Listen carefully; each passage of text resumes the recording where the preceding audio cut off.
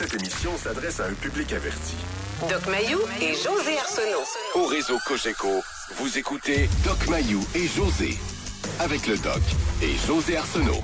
Bonjour, bon vendredi. J'espère que vous allez bien tout le monde. Bonjour Doc Mayou. Non, je ne vais pas bien. Comment ça va pas bien? Pour ma part. Écoute, est arrivée une coïncidence. Il arrive parfois des coïncidences dans la vie. Alors, hier, j'ai entendu une manchette sur notre réseau mentionnant le fait que Sherbrooke avait arrêté quelqu'un, un individu, avec 8 plants de pot. Mais, j'ai appris hier matin que Sherbrooke s'était permise, 3e ville en importance au Québec, 160 000 habitants, Sherbrooke s'est permise de n'avoir aucun débit de cannabis. Et ils ne savent pas quand est-ce qu'ils vont en avoir un. OK. J'ai été gêné. Non seulement ils se permettent, et pour moi c'est un cas flagrant de désobéissance civile. Écoute, il y a une loi qui a été votée au pays qui autorise l'achat de 28 grammes de cannabis, oui. Donc la vente de cannabis. OK? Au Québec et ailleurs, c'est étatisé. Ce n'est pas privé, c'est étatisé. Et une bande de beaux comiques, la municipalité ou le service de police ou je ne sais pas qui, s'est permis de ne pas rendre accessible le produit légal et de pourchasser ceux qui en ont. Je me trompe-tu au Gatineau aussi? Ils n'en ont pas. T'es sérieuse? Ça se peut-tu, ça? Il me semble que j'ai entendu... Il n'y a rien à Gatineau puis à Ottawa. Non plus. Mais j'ai été gêné. Tu sais, la loi, c'est pour tout le monde. Et les lois ne sont pas facultatives. Surtout pour les administrateurs publics et les corps policiers. On n'est pas d'accord, nous autres, à Sherbrooke, avec la loi. Il n'y en aura pas de débit de pot. Pardon? Puis pour le futur non plus, parce qu'il y a plein d'endroits qui sont pas prêts non plus, là. Tout a été... J'ai la confirmation 0 à Gatineau. Est-ce qu'il y a un débit de pot qui s'apprête à ouvrir dans 2 jours? Non, c'est pour, en tout cas pour Gatineau, moi, l'info que j'ai prise en écoutant la station à Gatineau, c'est, parce que je l'écoute le matin avant de faire des interventions, puis il en discute de temps en temps, puis il n'y en a pas. Et là, pour Sherbrooke, c'est que non seulement il n'y en a pas, mais il n'y en a pas de prévu. Il n'y a pas d'endroit prévu. Écoute, à Trois-Rivières, il y a un petit débit de cannabis au coin dans un beau petit magasin, au coin des Récollets des Forges. Tout simplement. C'est ouvert depuis 48 heures, puis c'est ça. C'est cela. J'ai été gêné. Au Saguenay, Lac-Saint-Jean, on n'en a pas non plus de succursale, que je viens de recevoir également par texto. Est-ce qu'il y en a une de prévue dans les prochains jours? Ils peuvent être en retard, ça, on peut leur pardonner. Ouais. Mais ce n'est pas facultatif, les amis. La loi du pays, la désobéissance civile, on se scandalise lorsqu'un individu... Il y aurait un secteur d'identifié pour en installer un à Sherbrooke. C'est juste que là, c'est ça. Plusieurs villes qui n'ont pas de point de vente, là. C'est ça. Mais ça reste que la personne qui s'est fait prendre avec 8 plants n'a pas le droit pareil, là. Même 4 plants n'a pas le droit encore aussi au Québec, là. 4 plants, ça va faire une grosse chicane. Mais pas encore, là. Oui, la loi, là, quand même. Oui, là. mais la loi canadienne, the law of the land, oui, mais la loi du pays... Québécoise, ça chicane encore, en tout cas, là. toujours est-il que la loi du pays autorise 4 plants. Hein? Au de Canada, culture personnelle. mais pas au Québec. Ben là, à ce que je sache, le Québec est dans le Canada. Oui, mais ce que j'ai vu comme info, t'as pas le droit encore de faire pousser 4 plants chez vous, là. Oui. Faut Maintenant... pas induire les gens en erreur, Doc, là. Ils peuvent pas dire, j'ai entendu Doc Mayou dire ça, j'ai le droit, là. Faut faire attention, là. Écoute, vous contesterez devant les tribunaux. La loi fédérale, la loi du pays prime sur la loi provinciale. Autrement, on s'en va où, là? Le pays vote une loi, puis une province, non, moi, ça me tente pas de lui obéir à celle-là. Si vous voulez perdre du temps en cours et de l'argent, essayez-les. Mais moi, je le serai pas. OK. Non, mais toujours est-il qu'à partir du moment où des administrateurs publics désobéissent à la loi du pays et pourchassent des petits individus, ou des individus très modestes, je trouve ça gênant. Oui, mais moi, je trouve C'est ça honteux. gênant quelqu'un qui ne connaît pas les lois aussi, là. Tu sais, je comprends que le Justin Trudeau a décidé de légaliser ça. Là, il y en a certaines grandes villes, Montréal, bon, Trois-Rivières qui était rapide, Québec également, mais les autres vont sûrement y arriver petit à petit, là. Tu sais, moi, le gars qui s'est fait pogner avec 8 potes, je m'excuse, mais je prendrais pas sa défense. La loi, il la connaît, là, quand même. Non seulement Sherbrooke, troisième ville en importance au Québec, n'a pas de débit, mais ce qui m'a gêné, c'est qu'elle s'est permise de pourchasser les vendeurs au noir. Alors, on désobéit à la loi et on pourchasse le marché au noir. D'accord, j'ai C'est de la en tout cas, misère bon. à vous comprendre. OK. Non, c'est un point de vue. Là, mais je l'avez-vous veux pas compris? convaincre. Moi, j'ai une information qui me vient de Sherbrooke, comme quoi que dans les prochaines semaines, il va y en avoir. C'est juste qu'on n'a pas commencé en même temps que tout le monde. Là, il y a un secteur qui est identifié, puis là, la SQDC va choisir l'endroit dans le quadrilatère qui a été identifié pour s'installer. Mais en attendant, moi, je trouve que c'est un message clair qui envoie à la population. On a des endroits qui vont arriver bientôt, vous allez pouvoir en acheter, mais dans la rue, c'est encore illégal. En tout cas, tu vois ça de cette façon-là. Moi, je vois ça. Puis en passant, ils peuvent commander par Internet, là, ils livrent partout, là. Fait que ceux qui en veulent légal, ils peuvent aller sur le site Internet aussi, là, pour le faire. OK, ça, c'est une bonne information. Ben, l'autre aussi. Non, je fais des farces. Mais je vais amener notre sujet. Vous étiez gênés de ça. Mais on va y aller au niveau personnel, là, ce matin. On va y aller au niveau de la honte. Puis en passant, l'émission est totalement scrappée pour nos boss, là. Ça, c'est sûr et certain. Parce que moi, ce matin, j'ai eu comme mandat, amène-nous un sujet plus léger, c'est vendredi. Bon, là, on commence avec ça. Là, après ça, moi, je dis, ça va être drôle. La fois où j'ai eu de l'air folle, que j'ai eu honte, on va avoir des histoires drôles, comiques. Et tabarouette, qu'on s'en va pas là du tout.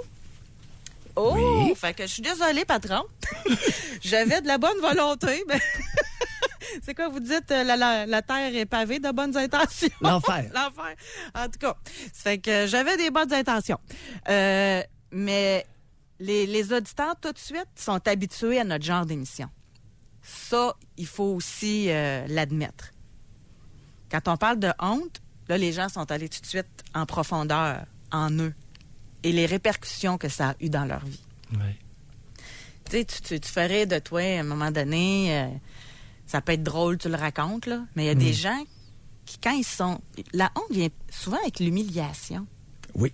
Ça Fait que fait partie de la définition, José. Bon, les gens, quand ils sont humiliés, il y en a qui sont, comme dans tout, là, qui sont capables de le vivre, le moment, puis de dire, OK, on met ça en arrière, puis on regarde en avant. Mais il y en a qui traînent ça longtemps et qui sont pas capables de s'en débarrasser. Et c'est vers là qu'on va aller ce matin. Je me suis permis de regarder dans le dictionnaire définition de gêne et de honte. Et la gêne, c'est une impression désagréable, un sentiment d'embarras. Donc, probablement beaucoup plus léger que honte que je vais définir. Honte, un sentiment pénible d'infériorité ou d'humiliation devant autrui. OK. Alors, Je l'élément que connaissais, tu amènes, ouais. honte, honte, humiliation, ça va ensemble. OK. Ça peut aller ensemble. Tu sais, je vais donner un exemple. OK? Oui.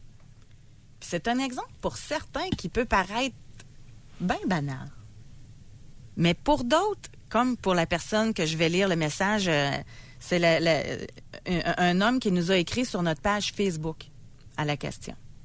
Lui, il dit, pendant que mon ordinateur essaie de retrouver, là, c'est là mon ordinateur un matin, mais on va le dire de mémoire. Lui, vers l'âge de 8-10 ans, il était sur une piste de danse. Il dansait. Sa mère est allée le chercher. On leur dit, qu'est-ce que tu fais là? Tu danses comme un fou. Il est rendu à 36 ans. Il n'a plus jamais remis les pieds sur une piste de danse. Pas capable. Ça l'a-tu atteint, ça? Alors, l'atteinte, pourquoi y a-t-il eu une pareille atteinte? A-t-il été à ce point marqué, pour ne pas dire traumatisé, par le geste de sa génitrice? Parce que la réaction d'un enfant est proportionnelle à l'importance qu'a l'intervenant. ou au côté signifiant de la personne qui va s'adresser à lui. La personne la plus signifiante pour à peu près tout être humain, c'est la mère. Lorsque la mère fait une niaiserie, ça va nécessairement être très percutant chez son enfant. OK. Parce qu'on peut parler de la honte que nous, on ait fait quelque chose, entre guillemets, de pas correct, mais on peut ressentir de la honte par rapport à un de nos parents, par rapport à un de nos enfants. Tout ça est possible, là. Puis on va en discuter aujourd'hui. Là, Doc, je suis obligée de vous le dire, tout le monde écrit Sherbrooke, c'est la 6e ville et non la 3e ville en importance. OK? Là, tout le monde écrit là-dessus.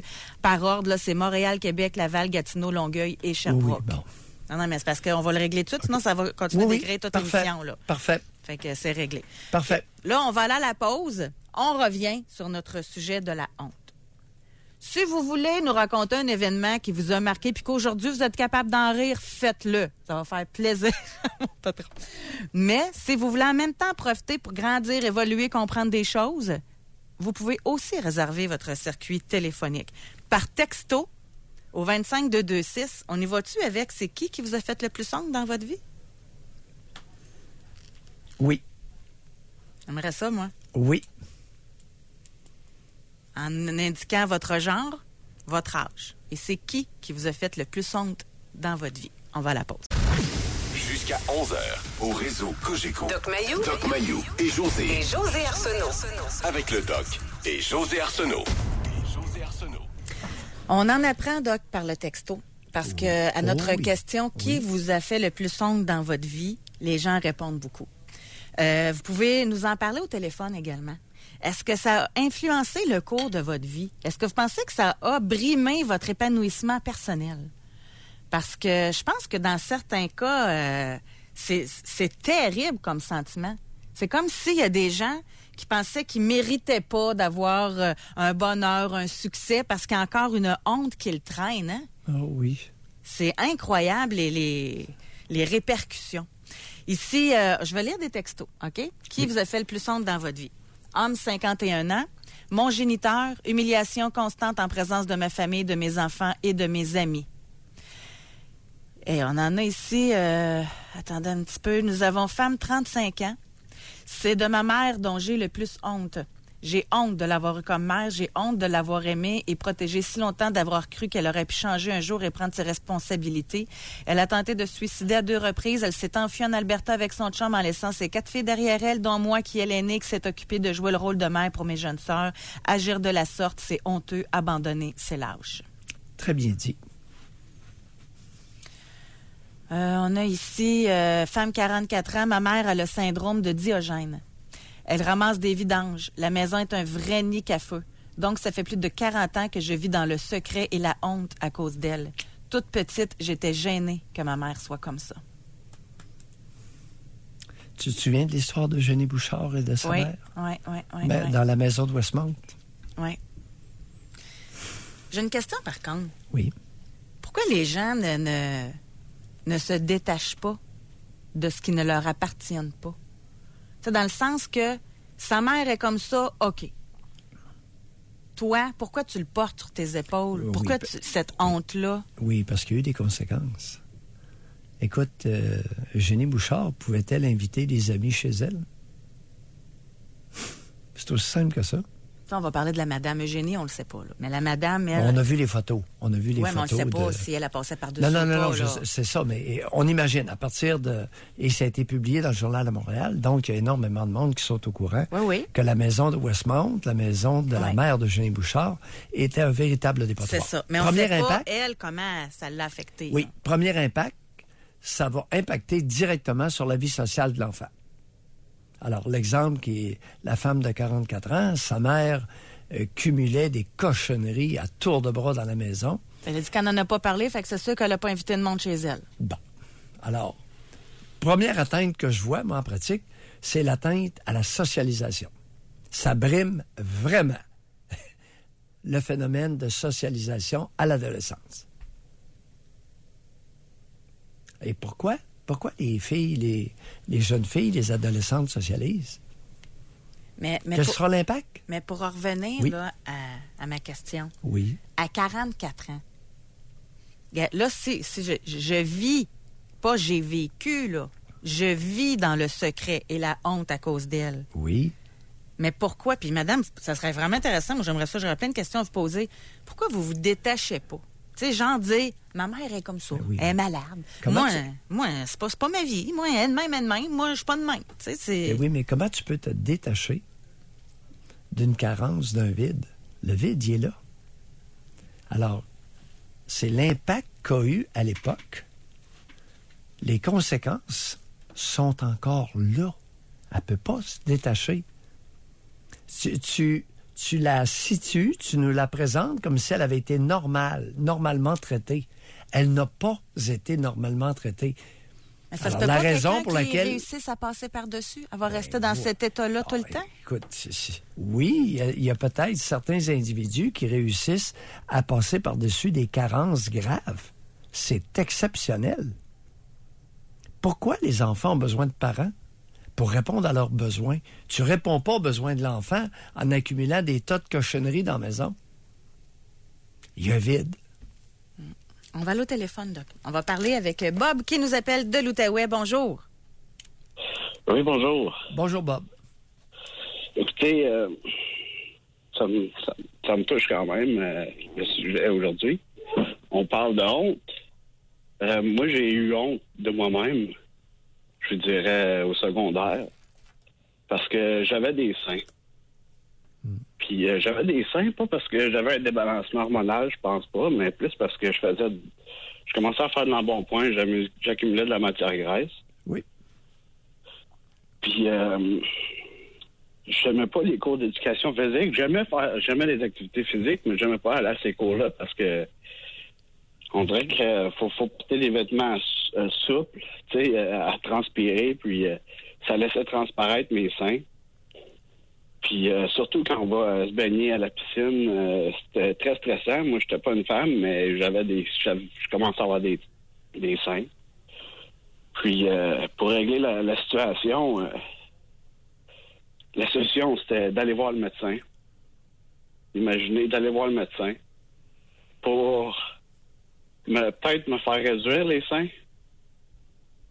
Alors que la solution, c'était peut-être juste de me faire de l'exercice physique. De me faire découvrir le plaisir de faire de l'activité physique. Et j'avais tellement honte de moi, je voulais me cacher, je portais des gros chandails, des sweatshirts pour cacher mes seins. Puis la solution, ce qu'on m'offrait, c'était de me faire opérer, ce qu'on me suggérait, mais ça n'a pas passé chez le médecin. Le médecin ne voulait pas faire ça, mais la solution facile, c'était de me faire opérer, mais la solution difficile de mes parents, c'était peut-être juste de me faire apprendre à apprécier le sport. Quel était le problème qui prévalait avec vos parents? Et avec qui des parents? C'est très dur à dire. Je me sentais très apprécié par mes parents. Bob, s'il vous Oui. plaît, n'importe quoi, mais pas ça, là. On n'est pas des valises, on n'a pas de poignée dans le dos, Bob. Oui, non, mais le problème... Non, je me sentais c'était le très désintérêt de apprécié. mon père face à moi. Pardon? Comment? Le désintérêt de mon père face à moi. Bon, je me Parce que sentais... j'avais pas le même intérêt que lui. Moi, Mais j'étais avez-vous passionné dans réalisé, les- regardez, j'attire votre Oui. attention sur la pause que vous venez de faire. Vous nous Oui. dites, je me sentais très apprécié de mes parents. Oui.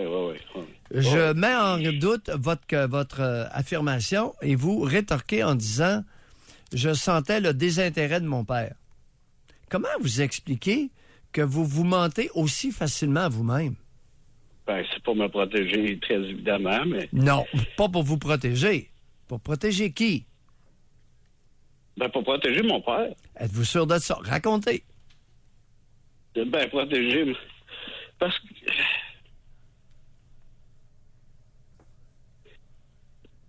Ben, parce qu'il se protège lui-même. Allez-y. Et je veux pas lui faire mal. Ah oui? Même si je l'ai déjà confronté à ce sujet-là. Je lui ai dit, comment tu as pu accepter que j'aille voir le médecin pour me faire une opération plutôt que... Oui. Quel âge Que vous aviez t'as dit? lors de cette visite chez le médecin? J'avais 13 ans, probablement. 13 ans. 14 ans. peut-être. Est-ce que votre mère était aussi du voyage? Comme vous êtes allé oui, c'est elle qui me supportait là-dedans. C'est elle qui vous supportait dans la réduction mammaire. Oui, exactement. Wow! Je peux te poser une petite question, bien terre à terre. C'est-tu Oui. votre mère qui cuisinait à la maison? Oui, ma mère, elle faisait bien les affaires, là, mais mon père travaillait beaucoup. À un moment donné, on a été une situation financière qui était pas facile. Fait que ouais. Je les ai, même à ce moment-là, je vous dirais, pas loin de là, je les ai même vus pleurer ensemble, là, parce que c'était difficile pour eux.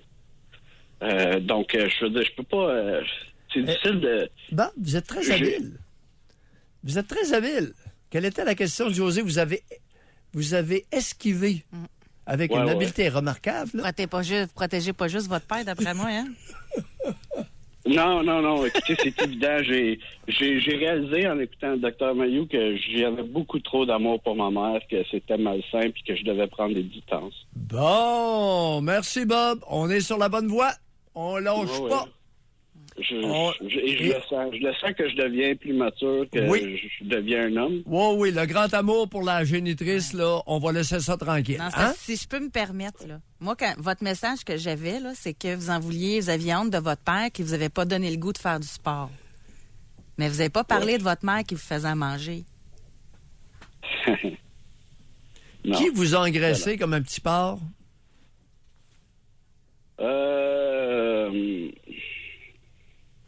C'est dur à dire. Bye, Bob. à ce moment- Bonne réflexion. Et s'il vous plaît, soyez prudent comme vous venez de le faire, de ne pas trop vous mentir à vous-même. OK? Bye. Bye. On va aller à la pause. Juste avant, un petit texto. De qui avez-vous le plus honte dans votre vie? Femme, 37 ans. La personne qui m'a fait le plus honte dans ma vie est mon père. Il a consommé de l'alcool jusqu'à mes 13 ans. Je n'aimais pas avoir des amis à la maison car ça me faisait honte. Il n'était pas déplacé, mais son état me dérangeait.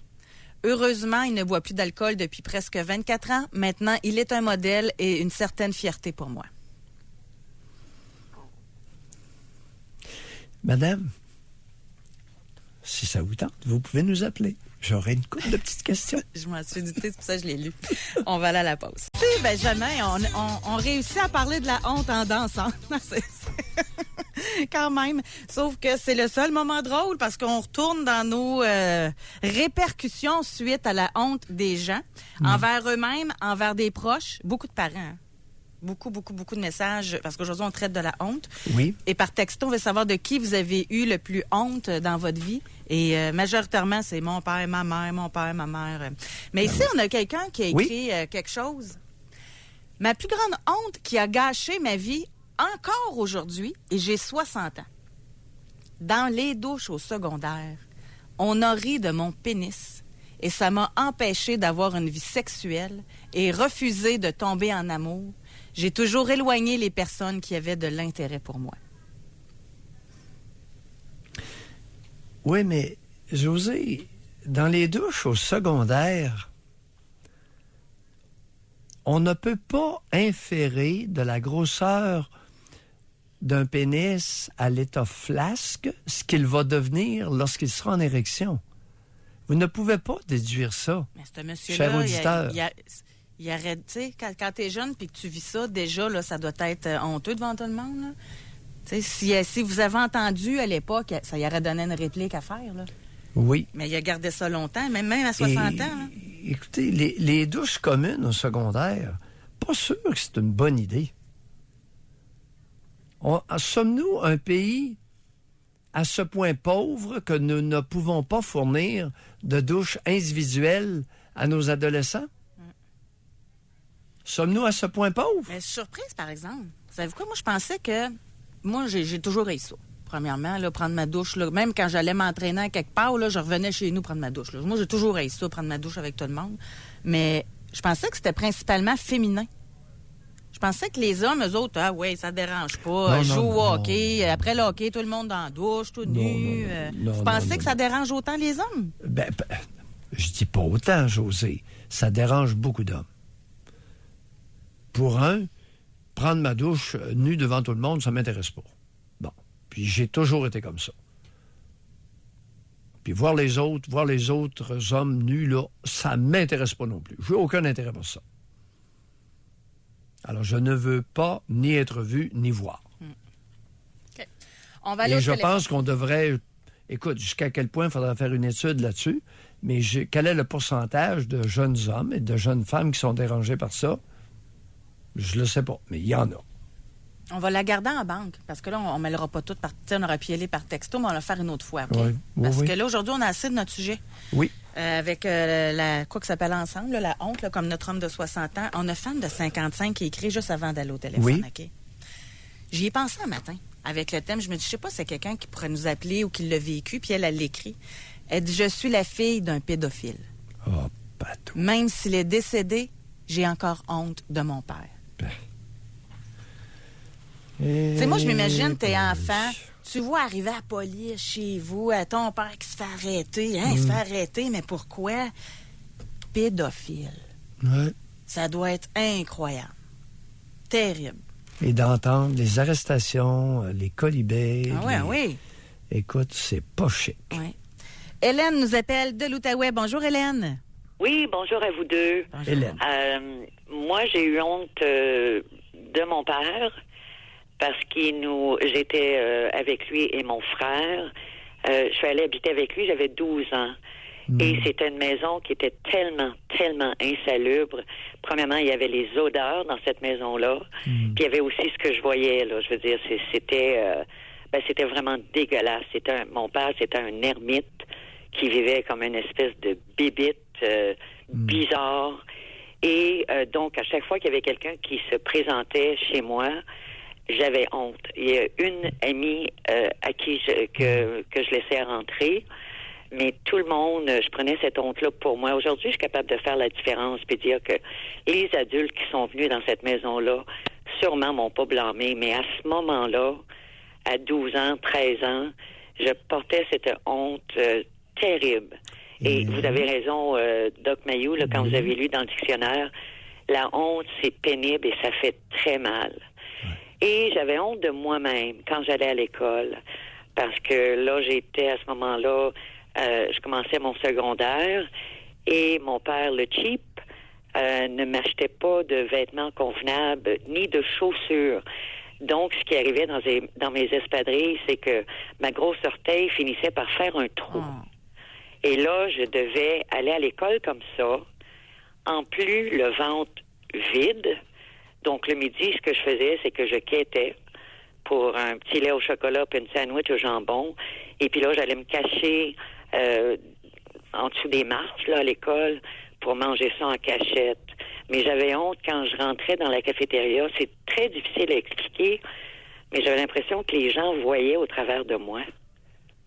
J'essaie de mettre plus de mots là-dessus.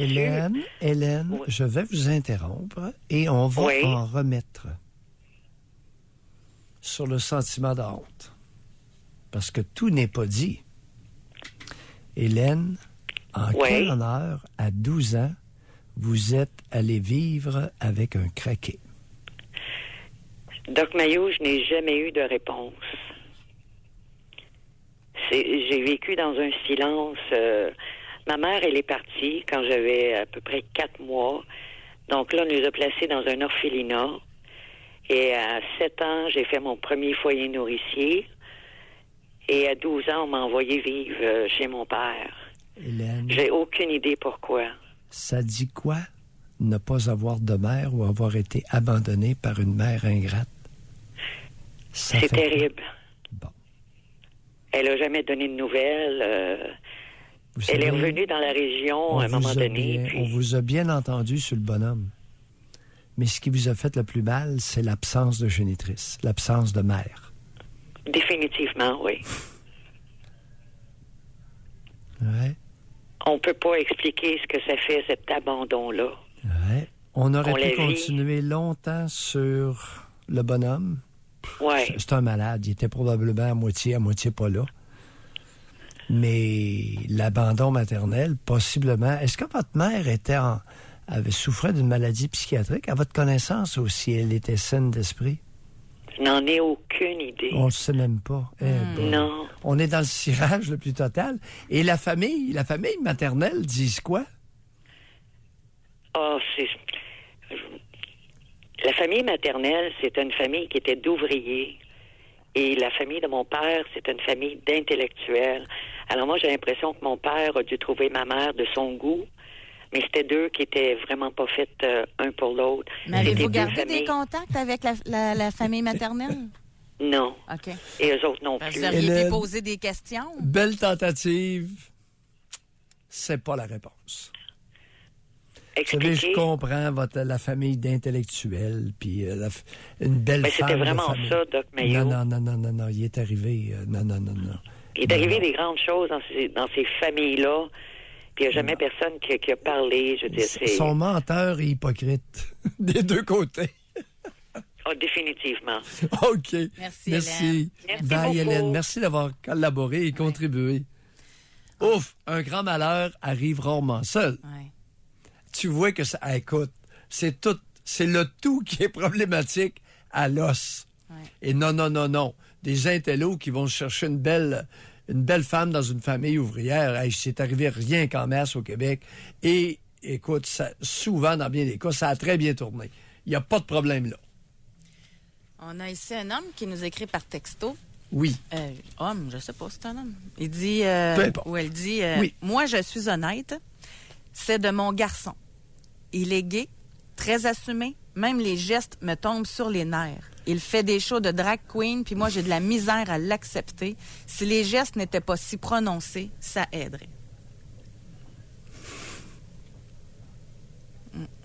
Elle n'est pas la seule à avoir cette réaction. Alors, lorsqu'une personne devient une caricature d'un être humain, il n'y a pas de quoi trop à se glorifier. Si on a homme 50 N'est-ce pas bien ans- dit, José? Oh oui. On n'ira pas plus loin? On a homme 50 ans, célibataire, famille très pauvre, petit village de la Gaspésie avec un frère et sœur handicapés mentaux qui étaient la risée. Ouais. C'était malade. Oui, ça peut arriver. Ça peut arriver. Il y a des villages qui vont être tolérants, acceptants, et il y en a d'autres dont les habitants vont réagir de façon différente. On va aller au téléphone, on va parler avec Diane. Bonjour. Bonjour. Diane, Je suis très contente de vous parler. à nous de même. Alors, je vous aime, là. C'est pas des âmes. Pas trop, pas Je fais trop, partie pas de mon trop d'amour. quotidien, puis je suis assez malade, là. Je suis assez accro à vous autres, là. Que le fin de semaine, là, si je vous ai pas écouté dans la semaine, je vais mettre vos émissions que vous avez eues dans la semaine. Puis là, ben, je vais cuire des patates. Je vais repriser quelque chose. Alors, si je comprenez-vous, comprends bien, faites nous partie de sommes... ma famille, là. Nous faisons partie de l'accompagnement. C'est incroyable. Bon. En tout cas, vous faites du beau travail, puis là, je sais pas. Puis vous, docteur Mailloux, m'avez ouvert les yeux en tabarouette. Moi, je fais une thérapie à chaque fois. Moi, je vais vous conter de quoi. Moi, je suis une survivante. Aujourd'hui, je vais avoir bientôt 60 ans. J'aurais 2-3 volumes, mais je vais juste vous conter là, la honte qui m'a tellement blessée. Moi, je viens d'une famille de 4. On était une famille dysfonctionnelle. J'avais un père alcoolique, puis une maman qui était, je pense qu'elle était soumise et un enfant aussi. Puis, parce que j'ai été la maman de ma mère, même à 6 ans. Bon, pourquoi Puis, vous utilisez le mot « maman » alors que vous n'en avez pas eu? C'est très clair à ce stade-ci que vous avez été orpheline de mère. Pourquoi vous l'appelez « maman » ? C'est Ben, ça que je comprends pas, moi. Elle l'a pas Maman, fait, sa job. Oui, c'est sûr, docteur Mailloux, je comprends ça. Mais là, pourquoi vous je l'appelez vous le dis. maman quand elle n'a pas fait cette job-là? C'est quoi ce Je te dirais mensonge-là? parce que moi, j'ai été en famille d'accueil. On était toutes placées très, très jeunes. Même, Non, le parce bébé chez que nous, pourquoi a 10 vous mois. avez été placée en famille d'accueil, Diane? C'est parce que maman, c'était marqué sur le dossier. Moi, Non, j'ai parce su que plus vous tard. n'aviez pas de maman. Et voilà. Arrêtez de l'appeler comme ça. Ouais. Mais c'est une génitrice, c'est quoi son prénom? Caro. On va l'appeler Caro. Ben, Caro, là, elle n'a jamais été de mère. Et elle a été tellement pas de mère que la DPJ vous a enlevé puis vous a placé en famille d'accueil. Ouais, dans ce temps-là, ils appelaient ça service social, là. Oui. Ouais, puis j'en avais une... Mais arrêtez, vous arrivez à 60 ans, puis vous l'appelez maman, alors que c'est faux.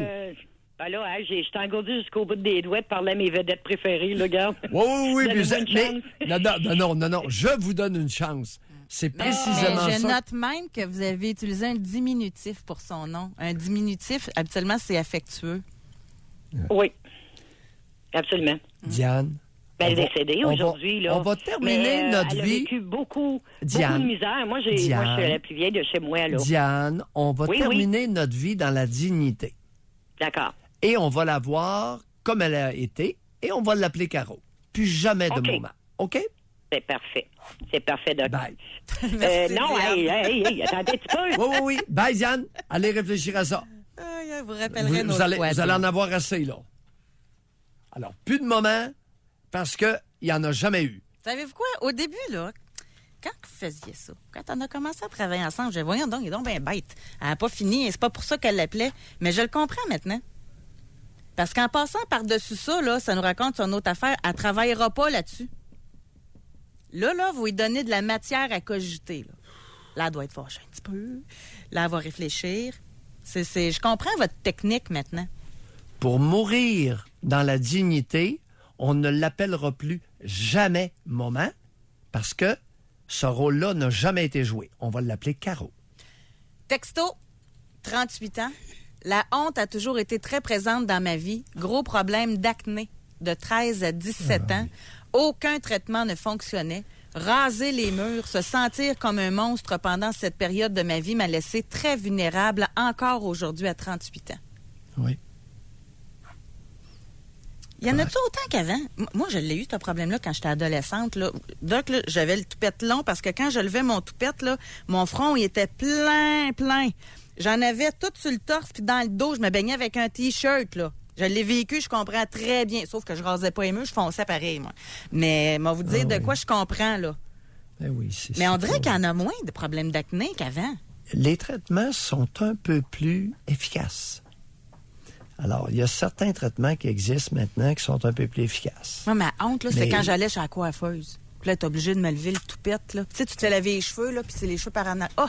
Ça, je m'en rappelle encore du sentiment que ça me procurait, là. Tu trouves pas ça étrange qu'en 2018, ou dans l'ère moderne où on va sur la Lune, on explore l'espace, des problèmes comme l'acné à l'adolescence, on n'ait pas quelque chose d'efficace, de simplement efficace. Il y en avait un traitement dans le temps. Puis ça coûtait genre 2000 cucs, là. Nous autres, on ne pouvait pas. Mais en plus, ceux qui avaient l'argent puis qui le levaient, c'était quasiment pire. Pendant un mois de temps, tu avais la peau sèche puis la peau tombait quasiment. Fait que tu avais à vivre une humiliation, quelle que soit ta solution, que tu fasses le traitement ou pas. Hey, c'était pas évident. Bon, ça m'a fait du bien d'en parler.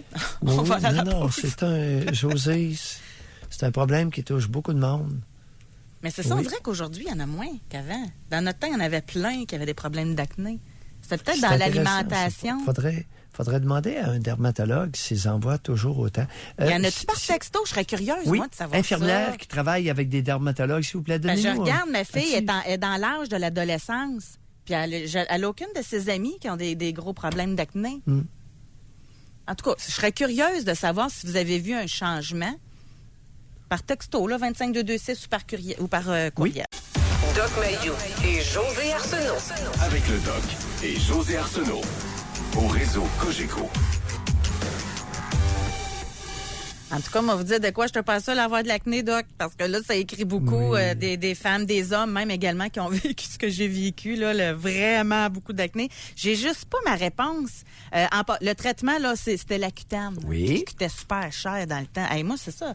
J'ai 47. Mettons que ça fait 30 ans, là. Je pense que ça coûtait 2000 kicks, là, il y a 30 ans. Fait que je sais pas aujourd'hui si ça a suivi la courbe, là, en tout cas, de l'inflation. Mais il y a beaucoup de gens qui l'ont eu, le traitement, puis c'était hyper efficace. Puis là, il y en a. Je me faisais intimider à cause de mon acné. En revenant de l'école, je pleurais. J'avais honte de mon visage. Maintenant, à 31, j'ai toujours aussi peur de me faire crier. En tout cas, fait que bref, il y en a plusieurs que ça a affecté. Mais moi, ce que je voudrais savoir, c'est s'il y en a autant aujourd'hui qu'avant dans mon temps. Oui, de cas d'acné. C'est exactement. Ça. Au prorata de la population. là. Deuxièmement, lorsqu'on parle de l'Accutane, son pourcentage d'efficacité. Ben, l'Accutane, tout le monde dit que c'est très efficace. Là. On OK. a quelqu'un aussi qui nous a écrit... Attendez un petit peu, je vais essayer. Mais toi, tu veux savoir Ben, moi, je quelle est la pense- prévalence. Moi, je pense qu'il y en a moins. En pourcentage de la population adolescente, là. Moi, dans mon temps à l'école, on était une gang à avoir de l'acné. Là. Mais là, aujourd'hui, je regarde des amis de ma fille, quand je vais au secondaire, des activités, quelque chose, il me semble qu'il y en a moins. OK. Ou peut-être que quand tu le vis, tu le vois plus, là, ou tu le remarques plus, ou je sais pas. Peut-être. Tu vois, on a, c'est ça, quelqu'un qui dit 15 ans fille, garçon 17 ans, les deux ont eu un peu d'acné. Mais je ne voulais pas qu'ils soient ridiculisés. J'ai consulté pour les deux. Mon fils a fait traitement 3 mois au Minocin, amélioré un peu, puis 5 mois d'Accutane. Wow, il a maintenant une peau de bébé. Ma fille a eu 3 mois de Minocin et maintenant un anovulant pour traiter l'acné. Pour elle aussi, un beau wow. Moi, c'est ce qui m'a aidé, moi aussi. On avait eu ça comme information, que quand tu prenais une sorte de pilule contraceptive, que ça aidait la peau. Hey, moi, j'étais allée me faire bronzer, les sessions de bronzage.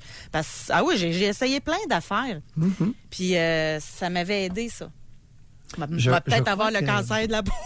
Je, En tout cas. je crois que le Minocin, c'est un antibiotique, sauf erreur. Il me semble. Là, j'ai étudié ça en médecine, ça fait très longtemps. Le Minocin, je crois que c'est un antibiotique. Il y avait, à l'époque, il y avait le Tétrex, qui était la tétracycline. Ça avait aidé un certain pourcentage de jeunes. Oui, aux on prises avec confirme que l'acné. c'est ça. Oui. Oui.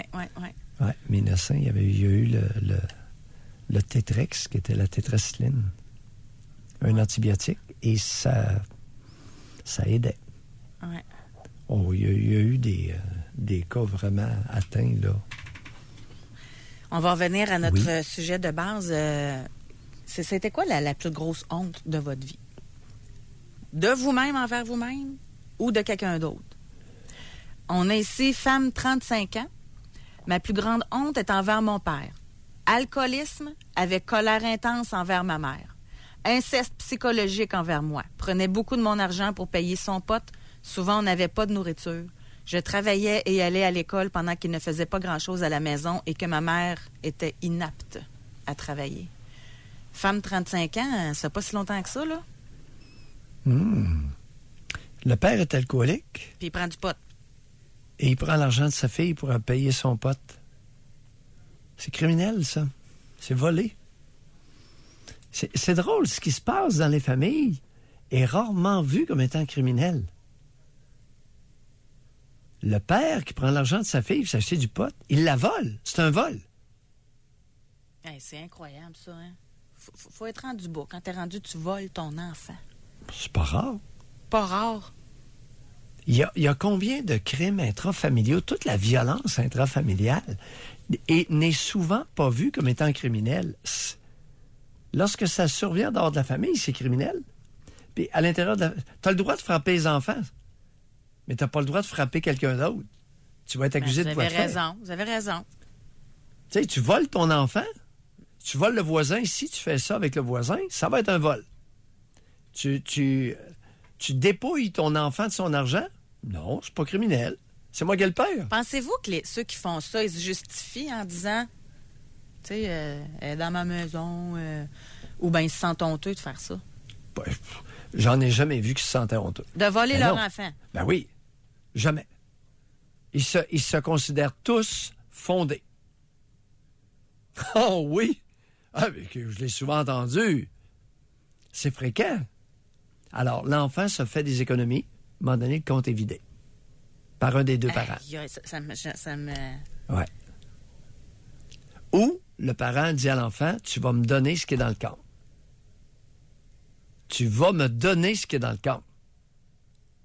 Tabarouette. Ici, on a homme 36 ans. Honte de mon géniteur. Lorsque j'avais 15 ans, premier Noël avec ma première blonde, m'a crié, engueulé pour rien 2 pouces du nez en postillonné dans ma face, ma blonde à mes côtés. Il a aussi débarré ma porte de chambre le matin lorsqu'on était nus. Il est entré et il a dit « Coucou, guili guili » et il s'est sauvé. Honte à vie. J'espère. Pourquoi un père fait ça? Parce qu'il aimerait bien faire ce que son fils est en train de faire et qu'il ne s'est jamais permis de faire, José. Guili. Alors, le père n'est pas un homme adulte et viril. Le géniteur n'est pas adulte, il n'est pas viril non plus. Femme 26. Mais il est fidèle. Il est fidèle, José. C'est quoi le message que j'essayais de passer, là? Simplement que ces hommes-là sont vous fidèles. êtes du genre à passer des messages, mais moi, je suis du genre à être catché, par exemple. C'est parce que mon boss voulait un sujet léger qu'on n'est pas revenu là-dessus, Doc Mayou, pour votre information. Je ne l'ai pas oublié. On va Je laisser n'en doute passer même du pas. temps un peu, puis on va revenir au galop. Vous êtes comique. Alors, on a ici... Vous réécouterez l'émission d'hier si vous ne catchez pas ce qui est en train de se passer. Alors, femme 26 ans. Honte de mon corps. Depuis toute petite, c'était mal vu chez moi de montrer un bout de peau. Mon père étant chrétien, on m'achetait des maillots de bain et je les portais avec des shorts et t-shirts pour me baigner. Je ressentais toujours un regard accusateur et les gros yeux de mon père sur ma poitrine. Encore aujourd'hui, je fais attention à mon habillement avant de lui rendre visite. Mon père a jamais vu mon début de buste, petite poitrine, mais pour moi, encore aujourd'hui, je trouve ça dégradant et honteux si mon père pouvait en voir un bout par inadvertance. Je sentais son regard se loger avec ses yeux accusateurs étant adolescente. Dans ma vie, je reproduis encore le même schéma. Je déteste être vue nue, je me cache les seins devant mon conjoint et je suis gênée en maillot ou sous-vêtements. Pas à l'aise, je prends le premier tissu ou objet pour me cacher ou couvrir. Ça a toujours été, jamais été capable d'enlever ce sentiment de honte énorme. Oui. Alors, chère auditrice, 26 ans, votre père, ce charmant chrétien, n'avait pas des yeux accusateurs sur vous. Vous vous êtes trompé. Il avait des yeux convoiteurs. On va modifier un mot dans toute l'histoire. Un seul. Ça s'applique tout le temps, ça. C'est-à-dire? Tous les pères. Non. Non. Tous les pères ne convoitent Non, pas mais sexuellement ceux leur fille. qui donnent des regards accusateurs, là, ceux-là, là. Couvre-toi. Mais ce n'est pas un regard accusateur. Non, mais ce que je veux dire, les enfants qui pensent que leurs pères sont comme ça, c'est tous ces enfants-là qui devraient plutôt se dire « est-ce qu'ils me convoitaient? » C'est un phénomène de projection. Alors, il accuse sa fille de tenter de le séduire, alors que tel n'est pas le cas, et c'est lui qui a envie de sauter sa fille. C'est pas joli, C'est un regard convoiteur, chère auditrice. Votre père vous convoitait sexuellement. Il a eu beaucoup de difficultés à s'en retenir. Petit pit! Fais pitié! Doc, on va à la pause. Au retour, nous avons Héloïse et Sophie en ligne. Doc Mayou et José Avec Doc Mayou et José Arsenault. au réseau Cogeco. On va aller au téléphone tout de suite. On va aller parler avec Héloïse qui nous appelle de la Beauce. Bonjour, Héloïse. Oui, bonjour. Bonjour, Héloïse. Moi, je vous appelle, en fait, c'est un peu en contradiction un peu avec les autres. Moi, quand j'étais jeune, j'ai bégayé beaucoup. Puis, je voyais ma soeur avec sa poux qui se cachait la tête dans le sable puis qui disait « Non, je vais bien ». Puis moi, je voyais ça puis je me dis « C'est pas vrai que je vais vivre ça ». Fait que tout ce que le monde me disait en m'écœurant, en fait, je m'en servais pour me dire « Je vivrai pas ça puis je vais m'en sortir ». Puis j'avais parlé avec des gens puis ils m'avaient parlé beaucoup de chanter. J'ai commencé à chanter puis j'ai complètement arrêté. Fait que moi, je me dis, on dirait que ça a été les paroles des gens qui m'ont fait. Au lieu que j'aie honte, je m'en suis servi pour m'en sortir. Fait que je sais pas, ça vient d'où, mais aujourd'hui, j'ai 40 ans puis c'est fini. Depuis plusieurs années. Oui. Héloïse, quelle était la réaction de... D'abord, est-ce qu'il y avait des personnes qui avaient bégayé dans vos ancêtres, à votre connaissance? Dans les adultes, non. Dans les enfants, dans ma génération, moi, on était deux. Mais Oui. côté honte, puis ainsi de suite, pas de personne. OK. Alors, et vos parents, quelle avait été la réaction de vos deux parents au fait que vous avez bégayé en bas âge? Mon père, j'en ai jamais parlé, en fait, parce que dans ce temps-là, on n'en parlait pas vraiment. Non, Héloïse, ma mère... Héloïse, Oui? je vous ai pas demandé si vous en aviez parlé avec lui. quelle était sa réaction au fait que vous bégayiez? Mon père, il m'aimait parce que c'était moi la plus tomboy, mais côté parole, j'en ai aucune idée. OK. Ma mère était exaspérée. Ma mère elle savait juste pas quoi faire. Elle m'a envoyé voir un paquet de spécialistes. Mais je pense que ça arrivait beaucoup de là parce qu'il y avait souvent tendance à finir mes phrases. Puis moi, je pognais l'air, je bégayais, fait que l'on rentrait dans un cercle. Oui. D'après. Oui. Mais vous avez senti de l'amour de votre père. C'est intéressant, ça. Mon père m'aimait parce que j'étais tomboy. Oui, parce que mon père a toujours voulu avoir des gars. On était 3 filles avec un gars. Puis, ça n'a jamais cliqué avec mon frère. Puis moi, j'ai toujours été plus proche de mon père que ma mère à cause de ça. Chère Héloïse, est-ce qu'il est possible qu'il y ait des hommes qui soient vraiment menteurs? Oui. Oh oui, oui. Vous savez, mon père voulait des garçons, puis il y a eu 3 filles et un gars, mais ça n'a pas cliqué avec le gars. Tout à fait par hasard. Mais ça clique avec Héloïse. OK. C'était pas ma réflexion du matin, là, mais bon. On fait quoi avec ça? On revise? Vous avez 40 ans. Oui. Oui. Il vous en a passé une petite vite, votre géniteur. Il vous aimait beaucoup. Ah, possible. Il vous aimait beaucoup, puis si ça a eu un effet positif sur vous, on est bien content. Oh oui, mais en tout cas... Puis vous aviez une bonne force intérieure, vous aviez beaucoup de stamina. Oui. Merci beaucoup, Oui, mais Héloïse. de l'autre côté, je vois... OK, parfait, merci. Oui, bye, Héloïse. Ouais. Il y a des hommes menteurs, ça n'a pas de bon sens. Il y en a des pas fins non plus. Ouais. Ici, là, homme 36 ans. Lui, quand il avait 4 ans, son père, il est parti. Il est revenu alors qu'il avait 15 ans. Oh! Ça faisait 2 semaines. Son père a pris sa carte de débit. Il a déposé une enveloppe vide et a retiré 500 $. Il est reparti, là, je le lis, là, il est reparti jusqu'à mes 17 ans. Il m'a déménagé à Québec. J'étais très heureux de sortir de la Malbaie. Il m'a dit, je vais te payer, là, on raconte l'histoire, là, je vais payer 3 mois pour te donner une chance, puis après ça, tu paieras. Il n'a jamais payé. Puis le 31 décembre, je me suis fait mettre dehors comme un chien. Il avait loué l'appartement d'un avocat, alors j'étais content car j'ai su par la suite. Au moins, il s'est fait poursuivre. Depuis, je ne veux plus rien savoir de ce raté. Oui. Alors, il existe au Québec des crimes, des gestes criminels intrafamiliaux. Et, chers auditeurs, vous avez très bien compris, vous êtes un exemple patent, un exemple non discutable, évident, d'un vol.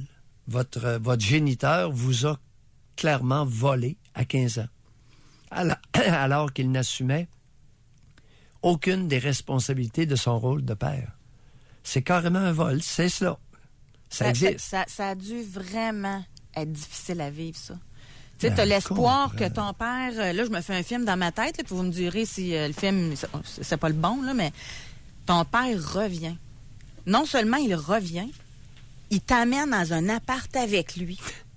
Là, toi, tu dis, yes, j'ai retrouvé mon père, il m'aime. Puis là, non seulement il vole de 500 $, mais en plus, il paye pas le loyer, puis il le met dans le trouble après, puis il sac son camp. Un truand. Alors, il y a des hommes comme ça. Et un bon pourcentage, José. C'est pas anecdotique, ça, cher auditeur. Mais c'est cruel, en plus. Tu sais, c'est truand, mais cruel. Méchant. Il y a des êtres humains qui sont méchants avec leur progéniture, hommes et femmes. Méchants. Un exemple de méchanceté vient d'être rapporté. C'est méchant. Mais c'est triste, pauvre gars. Ouais. La méchanceté existe. J'espère que vous avez un bon lien avec votre mère. Je serais vraiment curieuse d'avoir l'histoire au complet, moi. En tout cas, j'espère que vous allez bien. On va, on lui souhaite. On va aller à la pause, Doc. Au retour, nous avons Sophie qui est en ligne. Ça va être notre dernière partie de l'émission. Quelle est la plus grosse honte de votre vie? Doc Mayou et José Arsenault. Le Doc Mayou et José, c'est le Doc et José. Au réseau Cogeco. Ah, je suis un peu découragée, là. Il y en a beaucoup qui se sont fait voler par leurs parents. Oui. C'est pas rare. et que les parents ne considèrent pas ça comme un vol. Alors, il y a beaucoup de parents qui détroussent leurs enfants de différents âges et ils se considèrent fondés d'agir comme ça pour acheter La bière. des billets de loto. De l'alcool. Oui, ma mère alcoolique m'a aussi pris les dollars que je recevais en cadeau et que j'accumulais pour m'acheter des vêtements. Ouais. Et la dope, les amphétamines, cannabis et les billets de loto, principalement. Ouais, la triade, alcool, drogue, gambling et...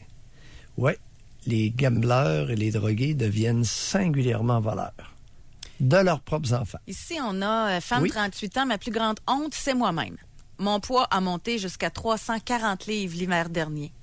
J'ai commencé à prendre soin de moi cet été. J'ai perdu 35 livres. Je suis certaine que ma prise de poids est en réaction avec le fait que j'ai jamais été assez bien pour ma génitrice. J'étais un accident, elle me l'a toujours dit. J'ai arrêté de culpabiliser cet été sur la rupture du lien avec elle. J'ai beaucoup moins de pulsions alimentaires depuis. Bon, on est sur la bonne voie, on lâche pas.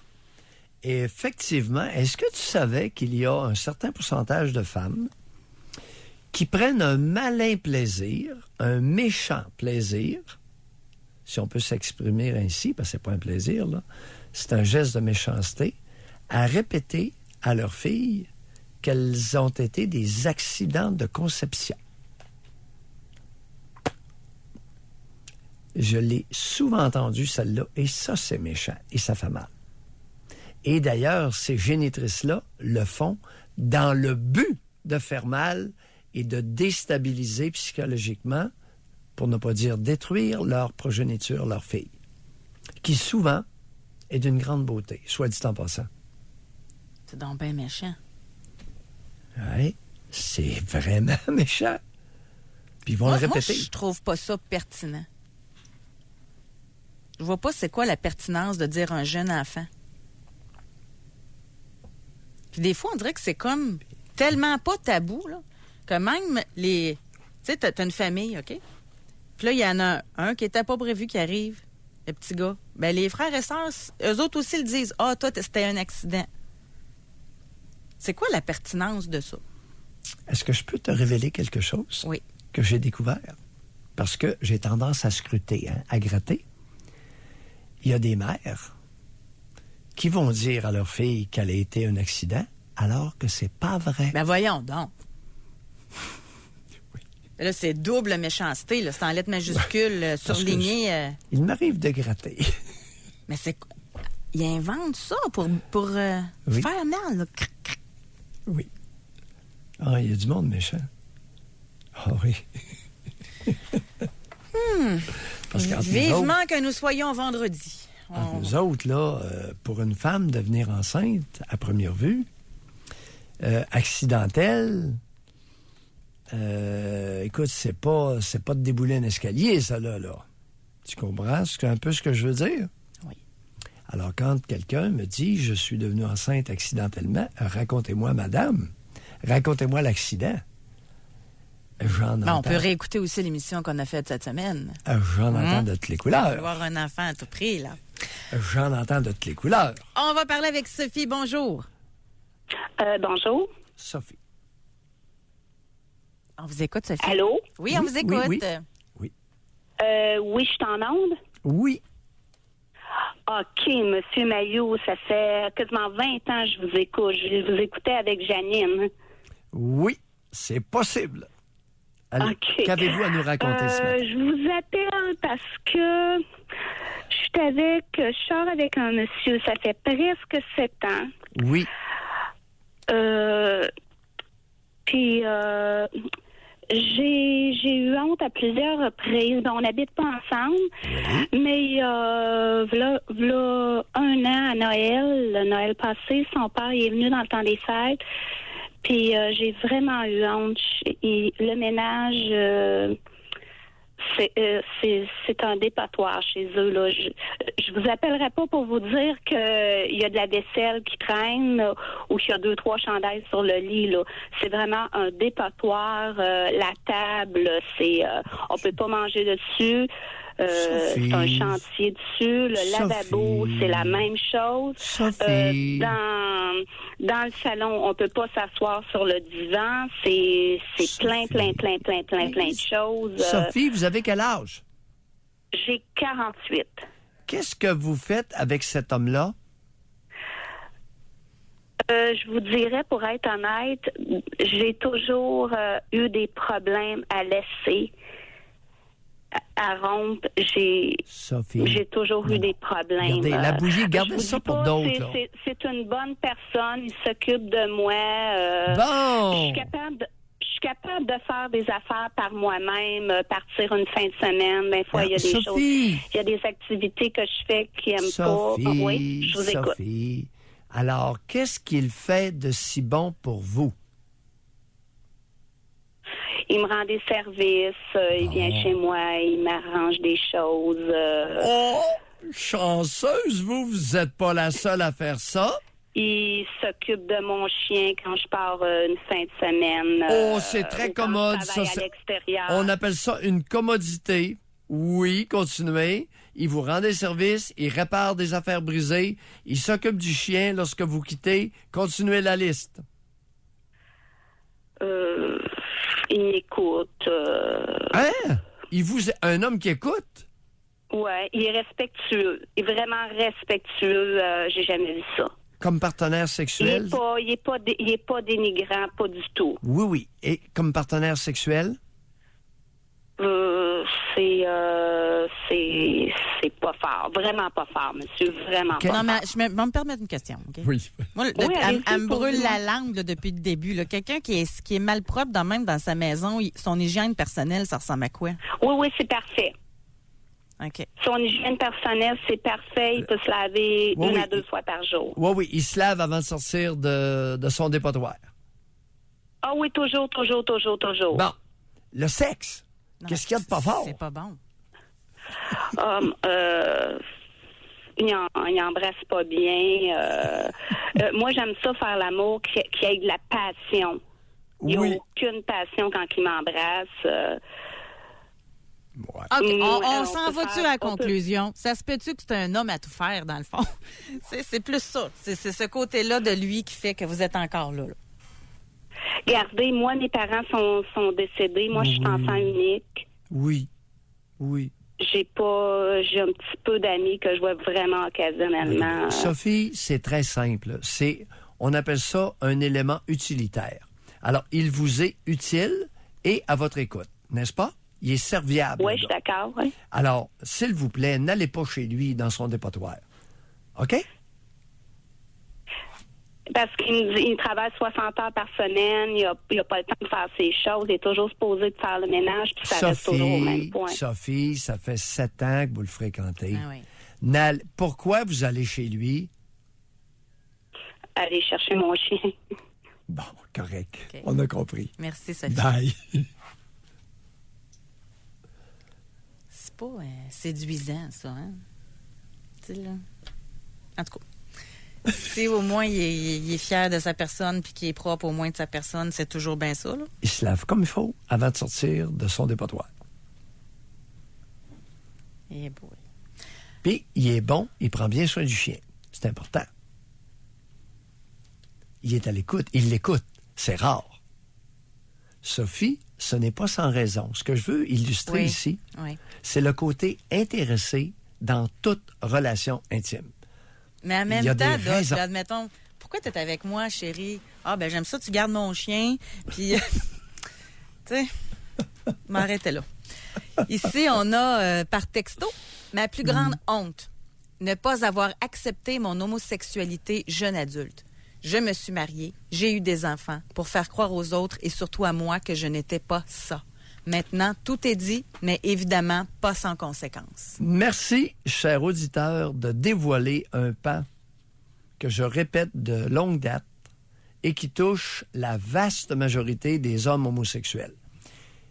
Ils se sont à peu près tous engagés dans une relation intime avec une femme pour convaincre soit eux-mêmes ou l'entourage qu'ils étaient hétéros ou pour ne pas que l'entourage, pour X raisons, ne soupçonnent leur homosexualité. Ça fait longtemps, ça fait 40 ans que je dis ça. 39 ans.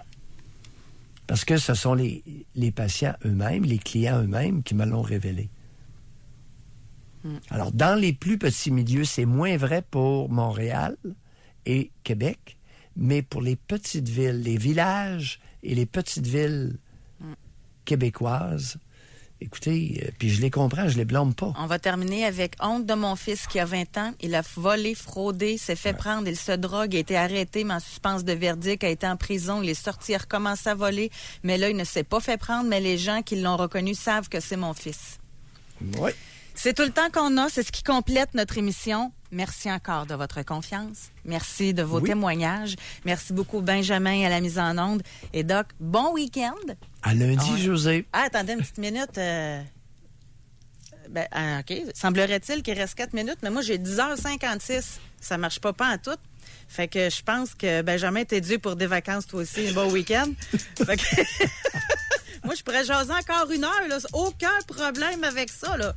2 heures même, si vous voulez. Alors, je pense qu'on a un petit problème technique. La musique est partie.